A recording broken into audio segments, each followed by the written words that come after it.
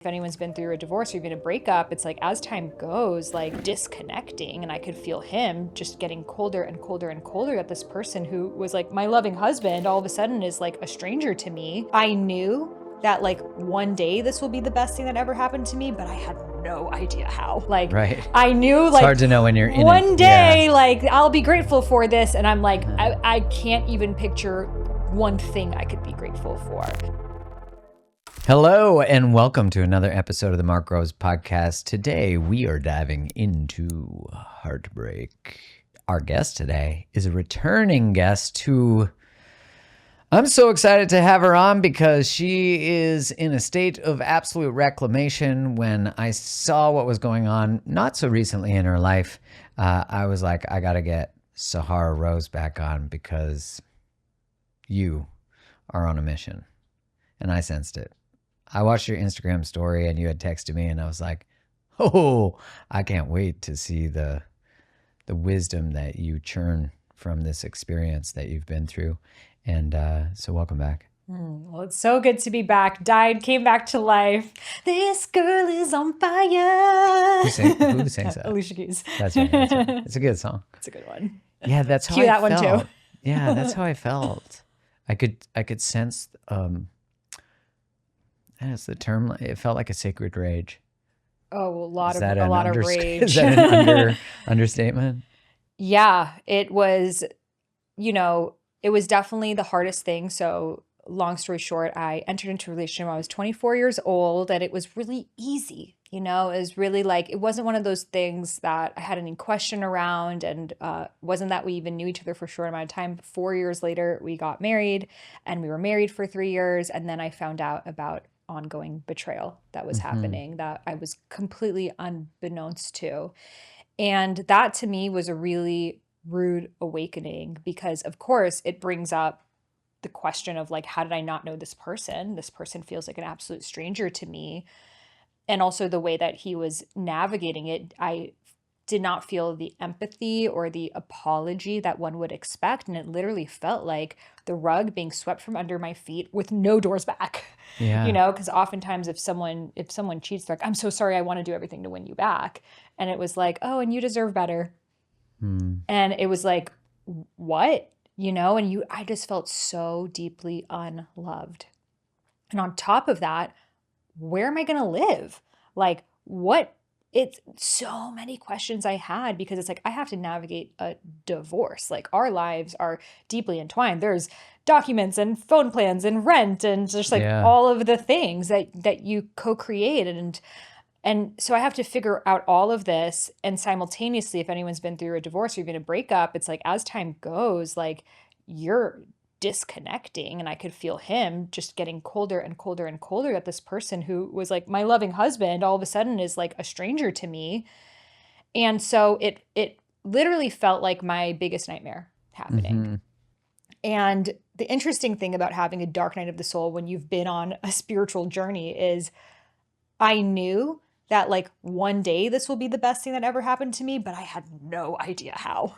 Like, right. I knew It's like hard to know when you're in one it. day, like I'll be grateful for this. And I'm like, I can't even picture one thing I could be grateful for. And it felt like the ultimate punishment because I have grown up Persian. So it's very much around, you're a good girl, you got good grades, you marry a good, safe person, you're a wife, and that's your life, And then I felt like here I was, loyal, devoted, all the things.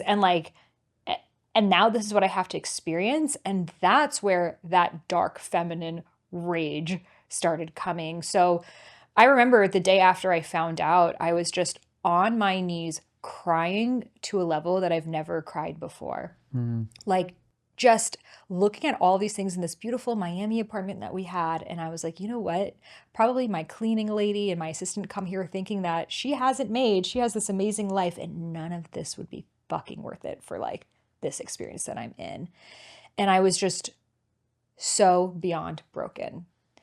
And I remember looking at myself in the mirror when like, you cry so much you don't even recognize your own face. And I just looked at myself in the mirror and I'm like, no matter what happens, I got you.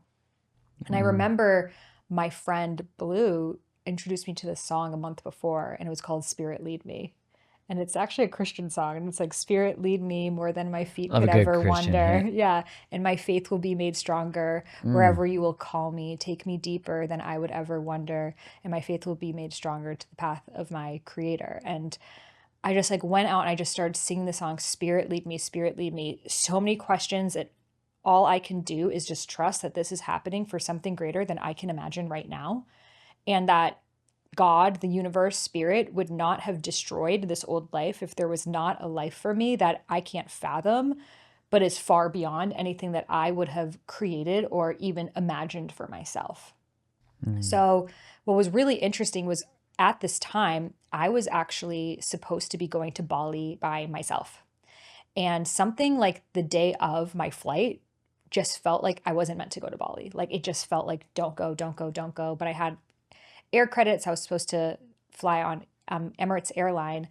And I asked him, I was like, well, why don't we go somewhere together instead? And we looked at where it has credits, and one of the places was Egypt. I was like, would you want to go to Egypt? I was not even into Egypt. I was just like, why don't we do an Egypt trip? So I decided that him and I would go to Egypt. This is before I found out about the betrayal. And intuitively, I felt I'm going to Egypt to heal my relationship with the divine masculine. So because I would do so much of my work on the feminine that I was like, now is the time for the masculine, like going back to the Middle East. So something told me like, invite your dad, because my dad was definitely the parent that I had more of the trauma with. And so my dad was going to come. And then my brother, he was in Qatar and he was going to come. So I was supposed to go to Egypt with my husband, my dad, and my brother, like to the Middle East in the heart of the patriarchy. And Right. then That's I deep find personal out, work. exactly. And then I find out about this, and it's 3 days before the flight. Wow. And I'm like, first of all, had I gone to Bali, I wouldn't have been home when he told me about the betrayal. So I would have never found out. That's why my spirit was telling me, don't go to Bali. And then I'm supposed to go to Egypt. He's like, well, why don't we just still do this trip together and then like decide the plan later? And my friend was just like, you were not, you know?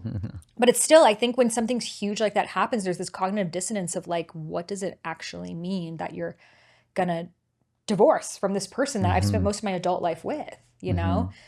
And so she's like, I'll just come with you. And so her and I went to Egypt, and I fully died. Wow. Like, died.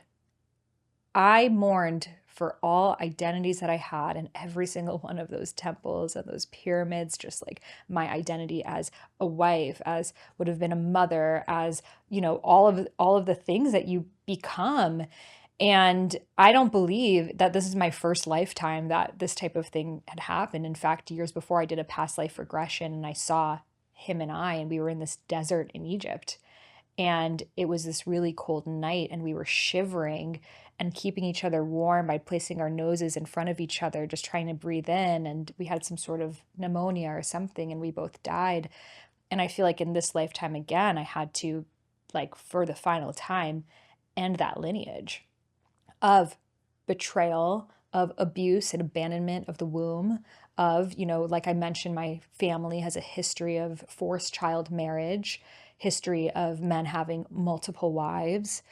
And in a way, it's not that I normalized infidelity, but I allowed for the conditions for a man to be so separate from me that I don't know, you know? And I think on a deep subconscious level at that point, part of me didn't want to know.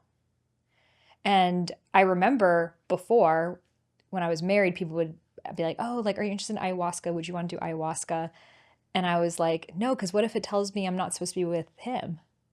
Oh, interesting. That's So what would it's come like, forward. and I was like, I couldn't have that. Did you always wonder why that was the answer that would I come just saw forward? so many couples would do plant medicine and break up Oh, that I didn't oh, want that to happen that's to me. interesting. I've never noticed that. It That happened people- maybe it was my field, and it's quite literally what happened, you know? Yeah. So Yeah, and that plant medicine the plant medicine was the thing that caused it to come out. So for him. yes, Yeah. exactly. That's interesting. So it's like My you're soul almost knew it like wasn't the knowing time. it's going to happen. It's going to happen, It's but not let me me I'm prolong worried it. about, you know. Exactly. Well, I think if I sat with the medicine, it maybe would have shown me what he was doing, or shown me all of the ways that the relationship was not serving me. Because again, I grew up, our family does not believe in divorce, Yeah. as if divorce is like a religion or something. Like you Yeah. subscribe or you don't. It's like we don't. Even my mom would talk about like, oh, so and so's divorced. Like they failed. It's negative. It's In a our shame. family, no one gets divorced. And no one ever walks down the aisle thinking that they will be part of that statistic. And especially when you're not the one who really did anything, but how was I in a relationship where I maybe could not have noticed those micro cues that I would have had we been like super, super deeply bonded. And I believe that we can allow for a certain level of distance in our relationship when we don't have complete distance with our own emotions. So, Tell me more about that. yeah, so I started to recognize that I have been afraid of pain my entire life, which we were talking about on my podcast of our relationship with pain. Like anything from, I don't want to watch a scary movie, which that does make sense, but like cold plunge, no freaking way. Like, I wanted to live in joy. And one of my gifts is I'm a very joyful, exuberant, I love That's to true. dance, I love to Yeah. sing.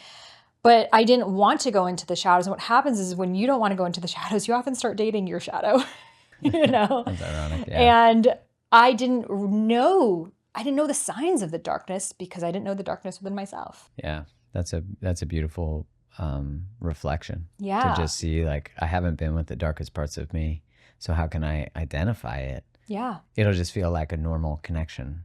exactly. Huh. Do you think, or for when you look back to the relationship in hindsight, once the betrayals came forward, was there any experience of knowing, other than the fear of what you'd find out with ayahuasca, which I think is one part of that, but was there any other, like, or like a sense that you ever had, or no? What's crazy is, to be honest, and even though I've looked at him a million times, no. Yeah. Like, he was not someone that would come off that way. He was very loyal and honest in most areas of his life. He was not like, everyone was so shocked.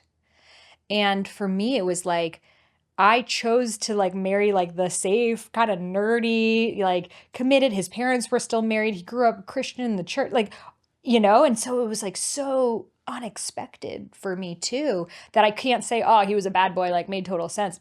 Right. It wasn't that. I would say the things that I can look at were we had very separate lives, separate friends, separate interests. Oh, you did? Yes. We met on a dating app. We met on Bumble. He was the first person I matched with, which is freaking crazy. Damn, the universe delivered your Exactly. lesson It was just quickly. like, I literally downloaded it that day, matched with him. That night I was like, this is my husband. And he was. Yeah. And so I do believe it was all meant to be. I wouldn't have created my album and become all of these things had it not been for this, very karmic relationship. And at the same time, the stability of having a relationship also helped me focus on my career, because now that I'm single, I'm like, damn, this takes up a lot of your energy and mental capacity. So because we met on Bumble, we didn't have the same friends. And I would always say, I'm so grateful for the dating app because I would have never met him. And now I'm like, oh, I would have never met him. And that says a lot, that we would have never found ourselves to the same circles. We didn't have the same interests. And so there was always this kind of like sacrifice of we're either hanging out with my friends and doing what I want to do, or your friends and what you want to do. And one of us is not going to be happy with it. And then eventually, as I'm growing in my career and he's growing in his career, well, it's like, well, then you don't even need to come to me with my thing. And I'm not going to come to you with yours, because I would rather not have you come to mine than have to go to yours. Right. So then it's like more separate and separate and separate. And then because we're both entrepreneurs working online, working from home, there's no boundaries around time. So then we're not even eating meals at the same time. We're not sleeping at the same time. We're not waking up at the same time. So all of this simultaneously was going on, that it's like causing us to disconnect. Is that the reason for the betrayal? No, it was happening far before that. But these were all ways that this was not my highest timeline relationship. And I think when we're on a spiritual journey, it's like, okay, we first got to look at like our mental health, and then maybe our friends and our career and this and that. And this was the one area of my life that I would have never left the relationship had it not been for those 3 A's that they tell us: abuse, adultery, and addiction. So I literally needed to have one of those things to happen for me to actually be like, oh, this marriage is done. I remember the day after I found out, like the words divorce came out of my mouth, but I almost like didn't even believe myself. Like it's almost like I just like said it to like scare him. And then when he sunk in of like, oh wow, like this is actually ending, of course he starts getting very like defensive and blaming. And then I realized like I had this realization at the time of like, maybe this is God's like easier way out, that like it's giving me something right now for me to leave. And if I stay and try to make this work, it's going to be way harder later on. And so I packed my bags thinking I'm going to go to Egypt for 10 days and come back and figure it out. And I never went back. I don't have anything from that life. Don't have any of those clothes, any of those things. Never seen him again. And I just literally went into the unknown.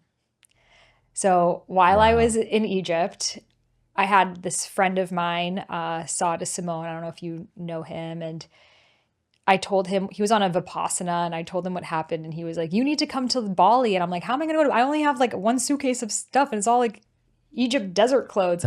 He's like, you just need to come to Bali and heal.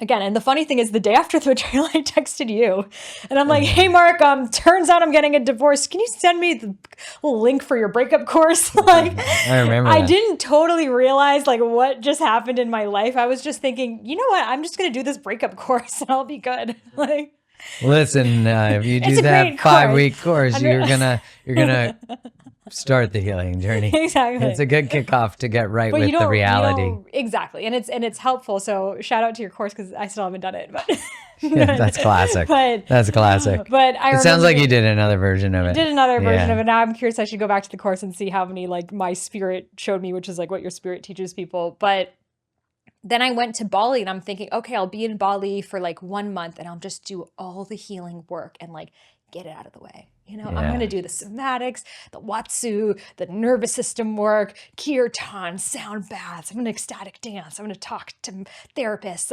I'm going to just pack it all in. Right. By January 31st, the divorce will be finalized, and I'll be back to normal life. No. Oh gosh, it was just the beginning. I went through a breakup when I was 23, and it was a really difficult break. We were together for 4 years, but so not the same as being married to someone, and being together for 7.5 years. It's literally almost a decade, and it being the most formative years of your life, that it literally felt like my right arm was chopped off, and I literally don't know how to navigate in this new world. It's like an addiction, especially that first month of like, you're going through this insane process and having all of these realizations of yourself. And the one person who you always tell your realizations to is the one person you can't talk to. Who's actually the gateway to your realizations. Exactly. Like, it's through your betrayal that I'm learning this. I want to share with you. And then I would write these poems of like, our souls met, but they're flown into the desert sand of the Sahara. And like, I would send it to him, and he would just be like, you know what? I think this is just for the best. And like, so not there. Yeah. And it would break my heart again and again and again until I realized, I'm like, what am I expecting? Like, empathy from this person who like, he doesn't like, I understand now. It's like him feeling my pain would have been way too painful for him, and he was going through his own childhood traumas that came up in process and all of that. So to me, I'm like, how do you not feel so sad? How do you not want to be there for me? That means you've never loved me. You must have never loved me. But instead for him, it's just like, he's just trying to get through the day. He's a lot more avoidant as well. Especially that level of shame that would come up. That level of shame that he can't process my stuff too. So I had to learn, every time I try to reach out and have a clearing conversation, I just end up more hurt and more disappointed. And that addiction was like the first piece I had to unlock. And then there was this question of like, what do I want to make my life of this? And I just decided early on that I don't want to be one of those people who heartbreak makes them bitter and makes them never trust love and never trust men and, just be the resentful divorced person. I've been there, when I went through breakups. And it's natural too. It's natural too. But I'm like, I just decide that this will actually be the reason why I have the most love in my life. And it started with just, I knew self-love, obviously, but I didn't really get it until this. So even just things of like looking myself in the mirror and truly looking myself in the eyes and like seeing like, wow, you're really in it right now. And I'm so proud of you for continuing to show up in this way and like continuing to find beauty in this and gratitude in this, even though you have no idea what's happening. Like, I couldn't physically breathe for the first month. Like my diaphragm couldn't even expand. I lost maybe 25 pounds those first. I was like a skeleton. I was like a shell of myself. I was like a walking corpse. But I believe for me, it was because that old identity, which wasn't just the betrayal, it was the tip of the iceberg of so much deep ancestral work that, these patterns happening both in my and his lineage. These were things, again, I was aware. My grandma would always tell me about her forced child marriage, and she was crying to her dad saying, please don't make me marry this old man. He's a stranger to me. Please don't make me. And her dad kicked her and said, you have to. Like, I grew up hearing these Wow. stories, but that's my dad's mom. That's like it's not far. I grew up with her. Yeah. And so, but you don't think these things affect you. And so I took this as the opportunity to do all of the deep healing work that I or no one in my family has ever done. So I started to really look at, starting from my childhood, of my relationship with my dad. And he was always, definitely an alpha man, a provider, but busy working, never had enough time. He would come home from work. We had to all be ready for him. When he would want to sit down for dinner, we would have to sit and ask him questions and be interesting for him. And it was always him as the center of attention. And then when he's done, okay, now the show's over, he's going to go to his office. And then we wait until he wants to watch a movie, and then we're there for him. And it very much revolved around him. So I grew up with, that's the conditioning of a man. And I could remember the times that my ex-husband would come home and I would just be so happy that I had like 5 minutes of his attention. And I would be like, let me tell you about this and let me tell you about that. And it was like my inner little girl of like, let me try to get this all in before you leave and shut the door of your office again. And so I could recognize how, of course, I normalized this behavior because I saw it from my childhood, but every woman in my family ever has. Right. Yeah. And so it was, honestly, it was like this dark night of the soul, and it actually would get darker and darker and darker when I realized how big this thing was. But I knew I will be in this grief, in this anger, in this sadness, in this disgust, in this loneliness, in all of what it is until I find my way to the other side with no attachment to how long it takes, which was quite amazing because I was afraid of pain before, but something deep within me was like, this is the moment that I'm gonna do it. And so after Bali, I got this Airbnb like in the mountains, and my biggest fear was being alone. And so I went into the aloneness. In the mountains where? Like Laurel Canyon, up in the hills. I don't know anyone there. All my friends are like in the west side, but I was like, if I'm so afraid of being alone, let me go into it until I can get to what's at the bottom of this.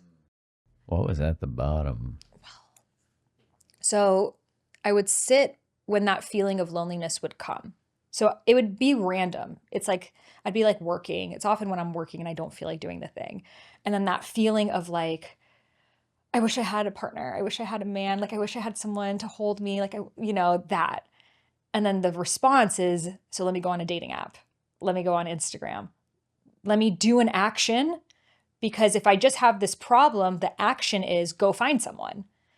Let me think of everyone else I knew before my ex that could potentially be, and I would recognize that, you know what I mean? The like, who did I know in count. College?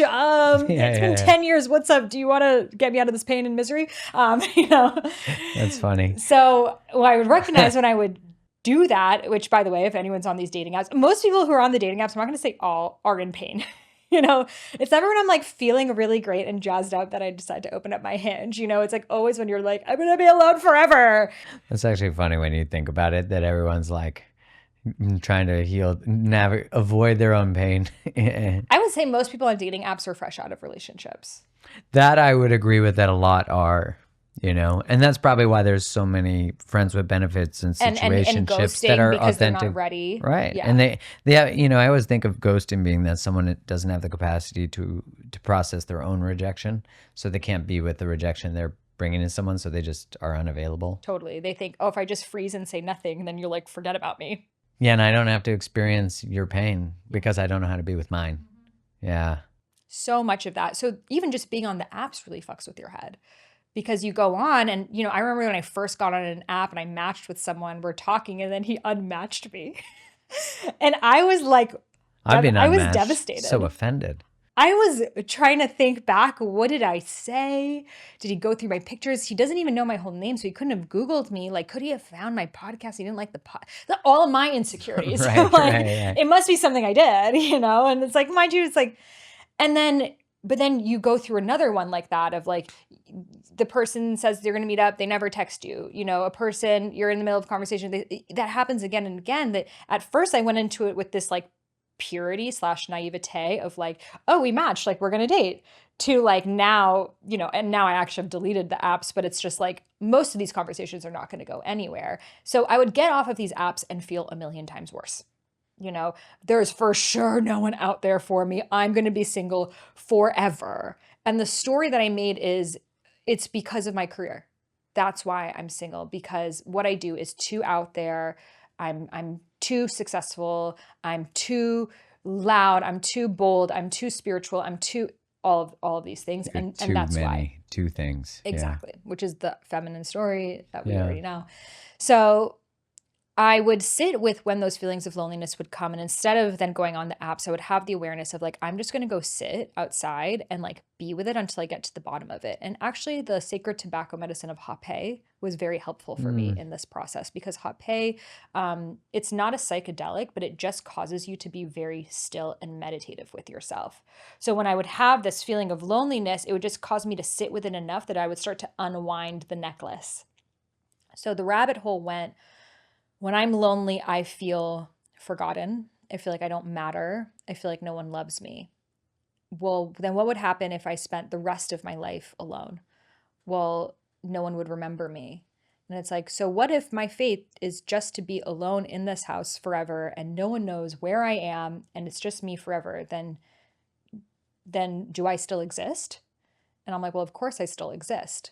And I'm like, so why do I feel like I wouldn't exist if no one knows where I am? Well, because I only know who I am through relationship with other people. So if I was not in relationship with anyone, me alone, I had all my needs provided for, it's like if a tree fell in the middle of the woods, did the tree make noise? It's like, yes, it made noise. I still exist. But underneath that, I don't even deserve to exist. Why do I not deserve to exist? Because if I'm not out there helping people, I'm taking up space on this planet and I don't even deserve to exist. Wow. And that was actually the core root of it, of if I am not in relationship and helping and giving to other people, I don't deserve to live. Wow. That is some deep ancestral. What was it like to, because I think of that as like, you couldn't excavate further. Yeah. And then I'm like, well, there it is, that I'm yearning for a relationship or this and that because I think I need it to live. Yeah, that your actual, not just the validation of your existence exists only in relationship, which, man, think about, I mean, for you listening or watching, it's like, think about how many of us are just seeking a relationship from the place of like, to validate our existence, our worth. And when we're seeking from that place, it means we're not seeking with discernment, we're seeking with the need for a wound to be band-aided, not healed. But like, oh, I'll just continue to seek anyone that will save me, my life, right? Like that's, and you think about how real that mammalian need is, right? Like as a human, just like a biological being. But also, I love how you always layer in the spiritual aspect of that. I'm curious, how did you, because, I think of the time you looked in the mirror and you said, we're going to be okay. Like, no matter what, I got you. How did you get you when you're in that? Like, what were the tools? What was the spiritual sort of process, or was that how you moved through that? I would continue to also sing to my head, take one step at a time. There's no need to rush. I always forget you're like so musical that I get it. And you were dancing. I wasn't I could not dance. You weren't dancing at that for time? like a month. I could not even dance. I told well, I also had to like let go of people from my team because I couldn't work. Like it was like I was so distraught, and I just knew I can't continue to show up. It's not authentic to me. So I even told my friend, I'm like, realistically, I'm probably never gonna like bright colors anymore. That's dead. My new brand colors are gonna be, like I said, are this like brown and maroon. Like, these are the new brand colors whenever I'm out of this, and there's no more We're going with dancing. neutral everything. Yeah, No twerking, no yeah, no, dancing. no more booty popping. But it was not true to me. Like what was true to me was the first layer is like a state of shock. You know, like when I found out, I actually didn't even cry. I was just in shock. About the betrayal. No response at all. And it actually took like 24 hours for it to like settle in. And then the tears, it actually gets like deeper and deeper, like levels of tears of like, you know, you have like little tears and it's like you're crying, and then there's like sobbing, There's guttural. It's guttural like crying. it's like an That ancestral. actually took months Yeah. for those layers to really come, because it was also so much anger of feeling disrespected, you know, of feeling so disrespected, so much disgust. Yeah. I remember I wanted to sit with combo, which is the toad poison essentially that One on causes your you arm. to, yes, they burn in your arm and you vomit, because I felt so much disgust every time I thought about him that it was like, I couldn't live with that. And so I felt like I just needed to vomit to purge it out. And then I got like really bad Bali belly. And I just vomited and vomited and vomited, that it was like natural combo. Yeah. And after, I actually felt this like huge giant clearing of the disgust, which, you know, it wasn't all gone there, but the disgust transitioned into, and I realize someone does those things because they feel disgusted with themselves. And then I can again keep coming back to compassion, you know, that no one's doing these things to hurt you, but they're doing it because they're deeply hurt themselves. But then there would be this like, the empath in me is like, how did I not know? And why didn't he want to tell me? Why didn't he want to tell me how much pain he was in? I could have helped him, you know? And it's like, but then that would have become my burden. And I think he never wanted it to be my burden. That he thought, I'll just fix this thing, this addiction that I have on my own, and never bring her in. And in a way, I can, again, it's wrong, but I can understand why, you know? And I think a lot of men suffer in silence, and they don't share how they really feel because they don't want to be a burden, you know? But then the actions end up being the thing that hurts you way more than if they just said how they really felt. So there was a lot of looking at all of the multi-layeredness of this. And, you know, a huge element of my process was also bringing pleasure into my pain. So instead of just like crying and just punching pillows, which definitely was part of it, was like, can I just stroke my arm the way that I would stroke a lover, and learning how to be more self-sourced. And instead, those times where I'm like, oh my God, like I really wish I had someone to just like hug myself, to like caress my own hair, to just stroke myself lovingly. And it would just soothe my nervous system, because that's what our bodies really want. Like it's like a child, like you can say all the things, but the child just wants to be held and touched. And I feel so many of us, we just cling to anyone, the situationship, the toxic ex, anyone, because we just want to be touched and loved. And we are so touch void in our society as well. So after the deeper cries and emotions would come, I would go into self-touching and just bringing back that self-love, and playing music that I really love, and, you know, moving my body on the yoga mat and rolling around and letting my pleasure heal my pain. And that's when I started to slowly, and it wasn't really dancing. It would just be at first just like moving my body and letting this grief move through me and bringing breath into it and letting it circulate through my body more. And then as my energy started to expand more, maybe I could dance to like one song, and like that was enough. And it would start to be more and more. So then I realized that this is also the opportunity for me to do all the things I couldn't do when I was married.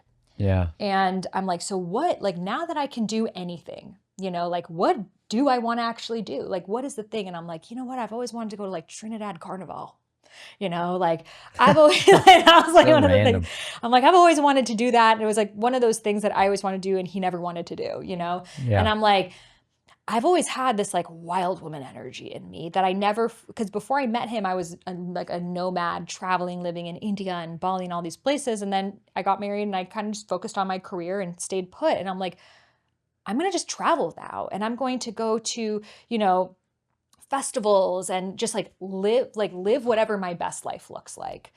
And I remember then synchronistically, which I'm putting in quotes, I met this woman in Bali who had a stage at Envision Festival, which is this like big festival in Costa Rica. And I was just telling her about my journey, and I had been, DJing and stuff for a few years before. She's like, "Do you want to come DJ at Envision Festival?" And I was like, "Sure." So then from Bali, I just go to Costa Rica. And then in Costa Rica, so I just decided to really go on a surrender experiment after this of like, let me just say yes to not everything, but whatever feels exciting for me. And if spirit guided me out of that life, it's taking me into somewhere I don't quite yet understand. So I go to Costa Rica, and that was the first like true experience I had of like, oh, wait, I'm the one I've been waiting for. Like here I was thinking like I need to date, a musician, and like that's my proximity to it. And I'm like, I am the musician. So I DJed that festival, and like that was like truly when I started to fall in love with myself. And I started to just show up a different way online, like a lot less censored, posting what I wanted, because in the back of your mind when you're married, you're always like, my in-laws are seeing this, my family, like, Right. I'm a wife, like, and you're just a little bit more limited in your expression. Not all, but that was the paradigm of marriage that I was in. And so I just started like posting things, like being my full self. I would recognize there was this dialogue in my mind, which came from my family of, well, no one's ever going to want to marry you. If you become too free, too in your wild feminine, too expressed in your voice, no one will ever love you. You're going to be too much for love. And so it was always this dance between like liberation and love, which is hilarious that your book is both. And I always felt this push and pull of like, I just want to be loved. But it's like, but once the lion realizes it's a lion, it's in the zoo, it's like, I can't go back into the zoo, you know? So that began the journey of like me stepping into more of my expression and my artistry. And I started to, being in this practice of aloneness, without reading books, without listening to podcasts, I would just sit with my thoughts and really dive into them. But then at a certain point, you go through your thoughts and you start like, for me, I just started coming up with melodies. And I'm like coming up with melodies, and I'm like writing poems, and I'm like writing them down. I'm voice memoing them, and I'm listening to music in such a deeper way. And I'm hearing things in the music I would have never experienced before the heartbreak, because heartbreak, so it slows you down, makes you more. I'm like, wow, there's so many layers to this song. I never heard those before. And whoa, the way this person has their ad libs, it's so interesting. And whoa, like the progress. And then you hear songs, you're crying. It's like, it feels like you're high or something. You're feeling the music to such a deep level because you're so much more present with life. And that's what pain often does. It's a call to be present. And that's how I started producing music. Wow. And just started. I didn't even know I had this skill in me. And I just started to record myself and come up with melodies and top lines and bring it to lyrics. And I made my first song, Trust Flow, which now is like played on radio stations like all over. And that's so cool. It's great. And that song is the mantra I would tell myself in this process of, I didn't know where I was going to live. By the way, I had that one suitcase. That's all I had this whole time. Right. Like my stuff from that life is still in a storage that I've never seen again. And I didn't know where I was going to live, where I was going to go. So I would just tell myself in my head, trust, flow, surrender, let go. Trust, flow, surrender, let go. I'm the one I've been waiting for. And that became the song. That's so cool. Yeah. Like you were saying at the beginning that your perspective was, I'm going to turn this into something. Like,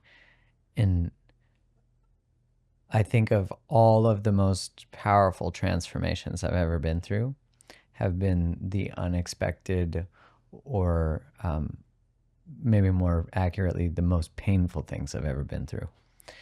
And, I think when I went through a breakup when I was like 31, 32, I remember running on a treadmill and being like, I'm going to use the pain of this to just get more powerful. Not in an exploitive way, but like just become more aware, find my voice more.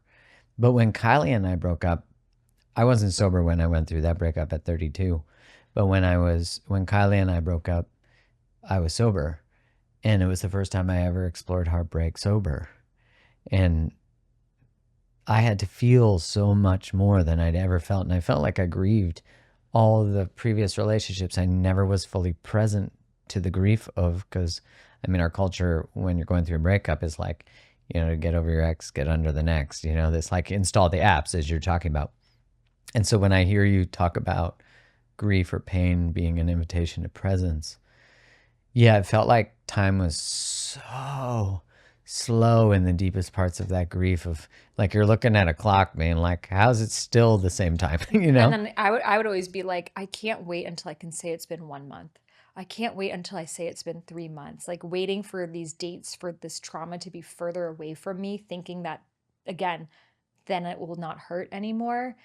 And that fixation on, and I would say time does help, but if time alone, then like everyone would have no childhood trauma.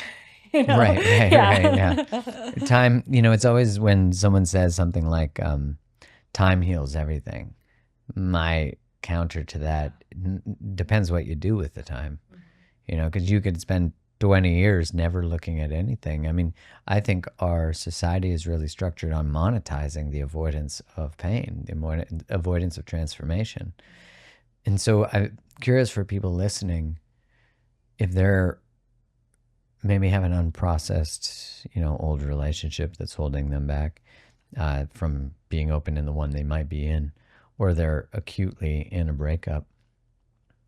What do you recommend to them to look into the mirror like you did? Like, what do you have to say to someone who's in that? I do believe pattern interrupts are really helpful. If you're still, and again, not everyone has that ability. You might have children together, but if you can not be in the same home that you were with that person, I think I think if I stayed in that home with him, maybe I would have tried to make the relationship work. It's really hard to heal from that person when you're still in their space. Yeah, I agree. So there does need to be a space. I know there's a lot of conversation around conscious uncoupling. I tried, and in my experience, especially if there's something that's like a traumatic break, it's quite difficult to do. But even if not, you may be able to become friends eventually, but while you're healing from each other, you're in love, and you have to take that space away to like break that addiction of love that you have with that person to, go through your own journey and then maybe eventually be friends or not. But I think a lot of us do this, like, especially in the spiritual community of like, yeah, we're going to just like slowly like dissolve, and it doesn't work. It's just you need to rip off the Band-Aid, So if you can leave that place or have them leave that place, not be in contact for a period of time. I know you have so many things you want to say to that person. Write it all down, but don't send it to them because you won't be able to handle their response right now. And sometimes their response is going to, in that acute phase, it will just take you down. You have to just focus on your own because you're so enmeshed with that person that their pain is your pain. So you're going to try to like I spent so much time just trying to understand his childhood trauma.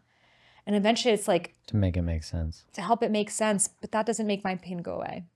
No, context is helpful because then you're like, oh, I can see from a compassionate lens that that person is not an evil person, although not to say that's not possible, that people just have evil expressions of their shadow, like high levels of manipulation, betrayal. But to be like, it humanizes them. But in a way, you're right. Like you don't want to get to a place where you've humanized them so much that you enter back into tolerance, Because we think if I just figure it out, I'll never feel this pain again. And that's not true. It's not this, let me figure it out and see all of the traumas and how they're interconnected and master this pattern. And then I'm free. It's like, yes, there is a level of introspection, but I do believe when you've learned that lesson from an embodied space, you won't be in that situation again because now you're just no longer a match to that person, to that expression. It's not a matter of me like understanding everything that ever happened in his childhood, but it's a matter of me of like, I won't choose this relationship where there's so much separation again because I know what that's like. now how can I do my deep healing work of the ways that I continue to still allow that, So I will say, definitely everyone says, feel your feelings. Like, what does that actually look like? At first, for me, my only real experience of it was through like somatic experiencing or something like that. But, and while that was helpful to start, the bulk of me having to feel my feelings had to be by myself. That's when I would really let myself go there. Because when you're still with another person, you're kind of aware, like, I have an hour here, and you also have to keep explaining to them with words what you're feeling of like, and then that kind of stops you in your process. But I felt if I could just be like alone in my bed, sobbing, punching the pillow, crying, grieving, I'm going through the process and the nuances within myself without having to then like bring someone else in. And I also noticed, and it could be that people pleaser in me of like, I didn't want to be too much for even that therapist. Even in that. Yeah. Wow. I didn't want to scare them, Wow. Yeah. So, and even in my medicine ceremony, I wanted to cry and scream. I didn't want to scare the other girls, and it's like, Even then you're thinking about other people's experience. exactly. I don't want them to have a bad time. Isn't that wild to think Yeah. that we're even in those and those experiences I was still aware. Yeah. Yeah, where we're actually not even in the experience. Well, because my we're dad still was very surveying. angry growing up. And I remember when he would yell, the way it would affect me and my brother and my mom. So I never wanted my anger to affect someone else. Wow. So I would, around other people, really limit it, because I know the way that, like, when you even hear someone yelling on the street, it does affect you. It does affect your nervous system. So I had to like let go of actually really doing that with a therapist and just do it by myself. So, and every single day it was different. It was a different layer, but I always knew that like on the other side, I would feel so much lighter. So instead, when the feeling would come, I would just welcome it. And I would be like, okay, let's go. Let's see what's on the other side of this. And I believe that it was really helping like clear a lot of the debris that I was somatically holding onto from like all of the times I couldn't even feel the sadness and the grief as a child, that it was like a backlog of feelings that finally I had a chance now to experience. And then moving it through my body, which brings in that like movement energy. For women, the practice of yoni mapping, which is actually to go inside your vagina and to touch places in your body where you may feel pain or numbness or sensitivity. That was a really big practice for me. Wow, I've never even heard of yoni mapping. Yeah. Yeah. So our yoni, which is the Sanskrit word for your sacred portal, carries on to all of the tension and traumas of this and previous, lifetimes, whether it's your ancestry or whatever you believe in. Like you were talking about on my podcast, that we were in our grandmother's womb. The womb holds the keys to everything. So through this process of yoni mapping, it started with me first going to a yoni mapping practitioner. A friend of mine went, and I had never done anything like this before in my life, because she's actually going intravaginally. And I was just like, oh my God, this sounds really crazy. But I tried it and I cried so much. And what was living in my body was a story that sex with me is not enough. And that story obviously is very deeply ancestral. That what? Sex with me is not enough. Wow. Yeah. And that was the story that I was holding on to.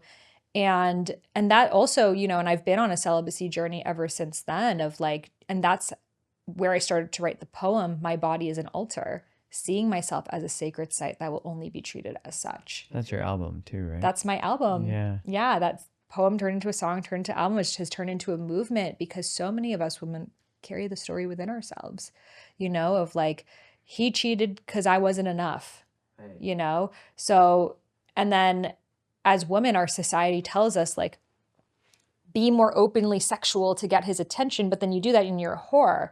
So it's like, so how do you win? And it always feels like for women, it's like, you're just trying to do everything to keep the man. And it's like, we even see this in all of the books and stuff. It's like how to keep him, how to get him to stay. And as if like your beingness is not enough. And what happens if he leaves? Then that means you failed in some way. Yeah. I think about all the layers of that, because, I hear young people on Instagram or TikTok talking about body counts and stuff like that. And I remember having those conversations when I was like 18, 19. and just how ridiculous they actually were. But I think about how historically, when men and women were in a relationship where the woman had no sexual desire, so in the 50s, right? If they were referred, the woman went to a psychiatrist. Psychiatry at that time was trained to tell the woman that there was a problem with her, that she couldn't get aroused for her partner. Meanwhile, she could be in an abusive, loveless, unsafe relationship. So even medicine was saying the intelligence of your womb is actually a problem with you. And I just think about how many internalized messages that is, on top of all the drama, on top of when there's betrayal, and now you have all these other sexual energies now invading your own sexual energy without consent, right? So I can only imagine the layers of, and true for men too, it's just external, but it's the same idea. I remember someone saying that we like carry the energetic of everyone we're intimate with. And I was like, damn, like it really, when we restore that level of sacred, the body is an altar, as you're talking about, and your album's called, it's like that, there's like a grief that comes with the restoration of that level of sacredness. Do you know what I mean? Like all of a sudden you're like, wait, I haven't treated myself, and my body hasn't been an altar. It's been, whatever the opposite of that is. Yeah. Well, we're taught that our bodies are disposable, and if you're not exciting enough, someone else will be.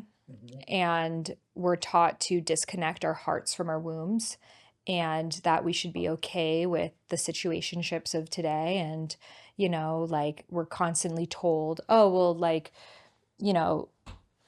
maybe you're not ready for a relationship, but then people have physical needs. So then that causes them to just be like, okay, well then I could just have sex with this person and it not mean anything and be okay.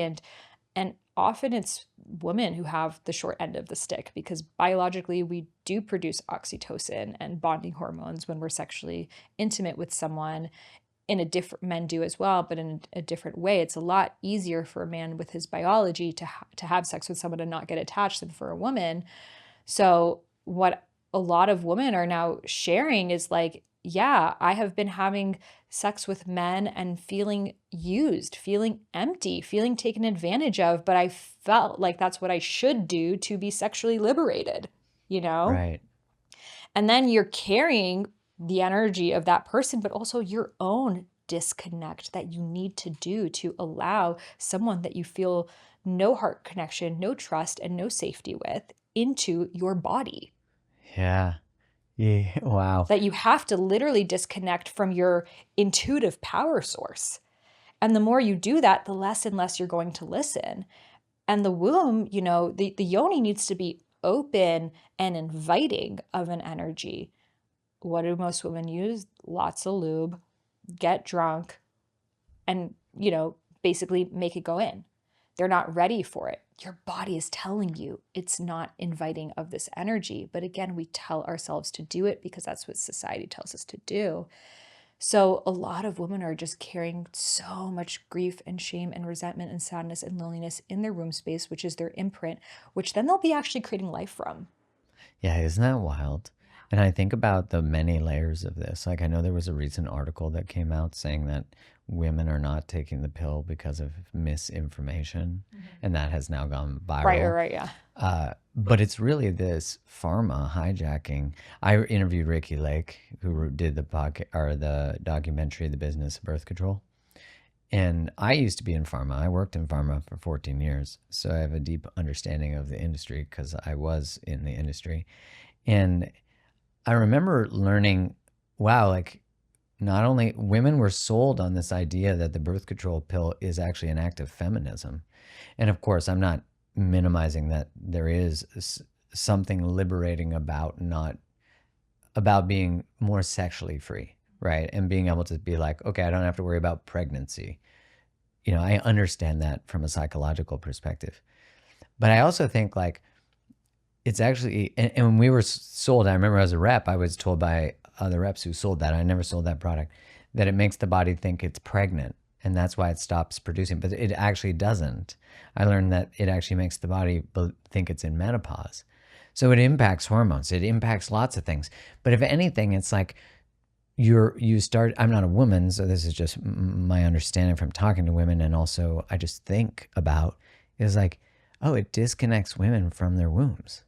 And that somehow, and of course I'm not saying this is always true, but somehow promiscuity for any of us is actually something that we should try to live with. And I've been promiscuous, so none of this is a projection. This is like, oh yeah, like I've been there. I thought I used to soothe my fear of rejection and abandonment with arousal. I used to control the depth of intimacy by being in friends with benefits. So I'm like curious what do you think about that? Well, I think that's why there is such a rise of situationships, of people have had their hearts broken and have not healed from it.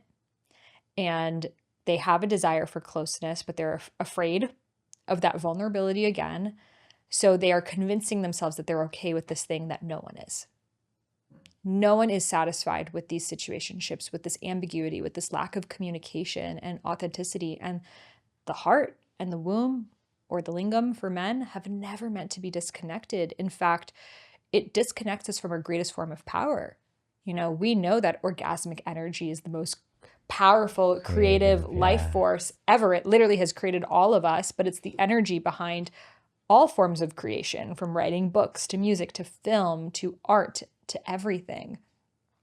But then if we disconnect its powerhouse, which is the heart, we're just literally almost doing it from like that base level, like reproductive state rather than the higher state. And we're training our systems to be like this, to do but not feel. Yeah, that's interesting. To bypass the actual putting our bodies in circumstances. Well, think about it. Having sex with someone you love or someone you don't love. Like, just think Very about the different. energy of you, it's like sober versus not sober. Very different. One, you're present, embodied, mostly, unless, you're processing other things. But the other one, you're actually purposely not in your body. You're trying to not get too close while you're merging with that person. It's a training of the exact thing that we don't want. And I do believe there is a greater agenda behind this. Very normalized in our culture. I think there is a war on true relationship right now that we were kind of talking to separately, but like, if like an integrated, sovereign, embodied person with their heart and their creative center comes together with another one, like imagine what we could create on this planet. Just like your wife and you wrote this book, like people can create children, people can create businesses, music, all of these things. But then society tells us, oh no, that's going to hold you back. That's actually going to keep you from everything that you want. Oh, relationships are just a bunch of hard work and stress and drama. And you know what? You're just totally better on your own, and just so go fuck some people on the side, and that will maybe watch some porn. It's even easier. And so we're trying to satiate this desire to merge with source that we are wired to have, and we never will. And it's just continuing to practice the separation that I feel is the separation between us and God. Because when you are intimate with someone and there's heart, you experience God. You experience something that is beyond you. But most people have a story of, I'm not ready for that because of whatever thing. I do think it's important to do the deep inner healing work. I would say most people aren't doing the deep inner healing work, but also not ready for a relationship. So they're in this stalemate that they're just doing nothing, thinking that, oh, I'll just somehow one day be ready for this amazing relationship while I like don't feel any of my current feelings right now. Yeah, and I'm not saying no to things that aren't aligned. Yeah. Which I'm always like, those are the preparation work to say, because if you can't access your no, you can't access a yes. So it's like, you got to work through and move through the patterns. And it's interesting to think that the birth of all of like the continuation of this, because I know you were deep in introspection prior to your betrayal, to the experience of betrayal. But to know that like actually you returning to being embodied in whatever capacity, your yoni, your womb, connected to God, all that kind of, that language, that stuff, that experience is through the violation of heart, yoni, experience. Oh, the wound is always the way. I would have never come to these teachings and this awareness. I would have never started to make music. I would have never birthed my body as an altar and whatever next is to come had it not been for this experience. So Heartbreak, man. Yeah. The catalyst. Exactly, because there's nothing else that makes you just question everything in the way that heartbreak does. And the beauty is you don't have to just be psychoanalyzing and deep in the healing portal. While that's a part of it, 6 months in, I sat with medicine, and I shared with you that it showed me my childhood, and, that I always wanted to be understood. Then it showed me how my dad never understood me. And I was like, well, why did I choose my dad to be my father? And it showed me him as a child, and he just wanted to be like recognized good. So he was always the best student, good at sports, good at that. But his parents couldn't recognize him. So it showed me my grandmother's childhood in this forced child marriage. She just wanted to be loved. Her husband was always working. So then it showed me my grandfather's childhood. It took me to the bazaar in Esfahan, Iran, where he was 8 years old, and he walked in, and his mother was about to die of an opium overdose, and his dad was holding her almost dying body, and he's like, "Is mom dying right now?" He's like, "We don't have enough money for medicine. You need to work this bazaar stand." So this 8-year-old boy starts working and makes money and becomes a good merchant. And then the neighboring stalls are like, "Hey, you can take over mine. We'll give you a percentage." He takes over theirs. By the time he's 12, he has the whole block of the market, and then becomes this businessman and continues to grow and grow. And by the time he was 30, he was traveling internationally doing business deals and trading things and all these things. But the baseline was, if I don't work all the time, the people I love will die. And then I said, well, why would he marry my grandma? And it showed me their marriage. And I watched the conversation that my grandma had with her father. And of course, she's an 11-year-old girl and she doesn't want to marry the stranger. That's crazy. But her dad said, "This man is honest and trustworthy, and I love you so much, and this is who I believe you will be the safest with." And that's just what they did at the time. So that was even coming from what he knew as love, of I'm having you marry no the other person way. who I believe is going to be the best husband. He's very successful and he's honest. And it showed me my grandfather's conversation with my grandmother saying, "I'm not like one of those Iranian husbands who's going to be abusive or anything. I will never lay a hand on you, but I want to have 4 children." And so that was her duty. And, my grandma used to tell me, she's like, "I only had sex 4 times in my life," which aligns with what this showed me of like, it was just literally to have children. But what she really wanted was love. She actually wanted more of him, but he was working all the time because he thought the people I love would. So it showed me all these traumas, how no one's actually trying to hurt each other. Like we're all just these inside of these hurt, wounded inner children, just like trying to get that need met. And then it's all like budging onto that other person's core wound as well.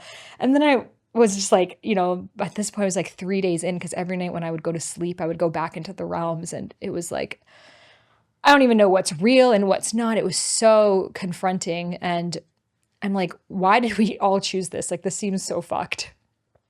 And then it showed me that I wanted to be a spiritual teacher, and that I chose my dad because he showed me and gave me first the experience, but also the genealogy of being ambitious and driven and hardworking.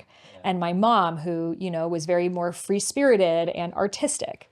And why my dad chose his dad to have also that experience of being like very ambitious and a businessman and all of the things, and how all of our greatest gifts would not be possible without the trauma. Without the wound, yeah. And the wound was actually the greatest training ground for the gift. I would not be here on this podcast had I not had my childhood and my betrayal and all of the experience that I've had. No fucking way. I didn't read a book on breakups to get here. Didn't even do a course on it. Fortunately, not yet, And then it showed me like Pride Rock and the Lion King, and it was all of my ancestors, and they're like, "And it's all perfect." And it was like, and then the medicine ceremony was done, and I was like, oh my God. That's a nice closing. Yeah, like it's all perfect. So I'm just going to start making art. And that's what I started to do. And instead of now trying to get to the bottom of all the things, I'm like, let's just make it a song. Let's just make it a dance. Let me, and then everything I did just started to become more art. Instead of just like wearing whatever, I'm like, how can I express myself a little bit more? Or instead of just like telling a story, I'm like, how can I bring more of my spark in there? I started to become my own dream girl, And I did have this back programming of like, oh, like maybe I'll meet someone here in Portugal or maybe I'll meet someone in London. But then I'm like, wow, look at who I've become. And that's, I had this thought that I would always say to myself of maybe this love story is really about me, and because I had this idea that like, I'll finally be able to forgive him when I'm in this better love. It will all be worth it when I can be like, and I wouldn't have this amazing relationship if it wasn't for this. So thank God. And that wasn't happening. But I realized it's like, and maybe the story is just like, and she became a rapper, like maybe it's just about me. So the last song on the album is called Love Story, and it's about that, and it's telling the story of, asking my ancestors for guidance and being brought to my knees and leaving what I knew as comfort and making friends with the uncertainty and seeing him as he was and letting go of the fantasy. Here I am in the Wow. lyrics for you, but and that's the greatest thing I want to drive home to people is like right now it feels like your biggest living nightmare. And it is. And the reason why you chose it and the reason why it needed to get this bad is because this is the level that you needed to get to for you to make a shift. And one day you will be coming back to this moment right now so fucking grateful because there's nothing else that would have springboard you into this new life that right now you can't even fathom exists, because spirit knows that you are capable and you deserve so much more than you are even allowing yourself to imagine.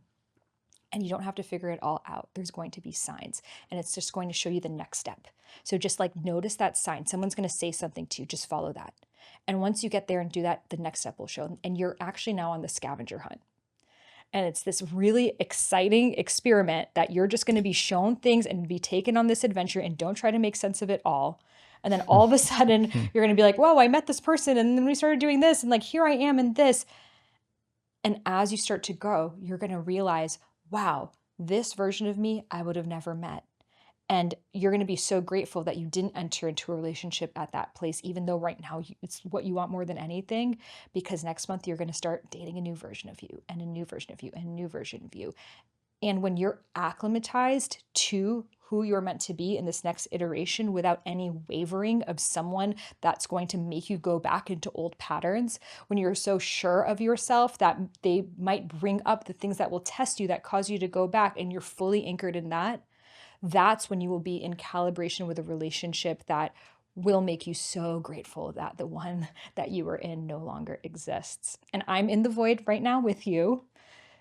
But what I can say, knowing that I know now, and it took me so long. Like I remember, I love doing the work, questioning my beliefs. And a few days after this, I was like, I can't think of one thing to say, I'm grateful that this happened because, like, the only thing I could think of is I'm grateful that this happened because I got to keep my dog. And I'm like, even if that's just Start that, there. I got to keep my dog. And then it would start to be like something else and something else. And now I'm like, oh, I wouldn't even have my whole life. Like the entire trajectory of my life is different, and the entire trajectory of your life is going to be different because of this. And one day you will probably be on a podcast or on a stage or in a conversation with someone, and it's going to be a before and after BC and AD moment of this breakup. And you're going to say, thank fucking goddess. And by the way, you're going to feel so much more love and so much more joy on the other side, because you've touched these tendrils of the fear and the anger and the shame and the disgust that give you a fuller range of experience. It's like I used to feel like I was maybe operating now on like radio channels 800 to 1200. Like that was my spectrum. Now I'm like 0 to 10,000. I'm like, I see a video, I'm crying, then I'm laughing. This is like I'm fucking alive. And that's the purpose of life, right? It's just to be more alive. I wouldn't trade that for anything. And I know one day you're going to be saying the exact same thing. And then you're going to have a friend or someone who's going through a heartbreak, and you're going to be like, oh, like I feel for them so deeply. And I just trust that this will be the best thing that ever happened for them too. Amen. Well, I have nothing to add to that. That's fire. I thank you for turning your wound into the way, for walking it. It's the only way to live. It's a courageous path to walk into the darkness, to walk into the the pain. But you're right. There really is no other way. There's no other way till you get back to that recognition that there's no other way. There's a lot of ways around, but you always end up back there, back here. For people listening, where can they find more of you? So the best place where I really share my own journey of this is on my podcast, Highest Self Podcast. And you can even go back to the very beginning of where I first started sharing. So if you're in that, there's an episode I did of how to heal from heartbreak that was like 2 months out. I feel like that's a good place to start if you're going through heartbreak. And then my Instagram, I am Sahara Rose, and my album is on Spotify, Apple Music. My body is an altar. So yeah, DM me if you listen to this. I'm so excited to see what thoughts and revelations came through. Perfect. We'll make sure we link that all in the show notes. Thanks so much, Sarah. Thank you for having me.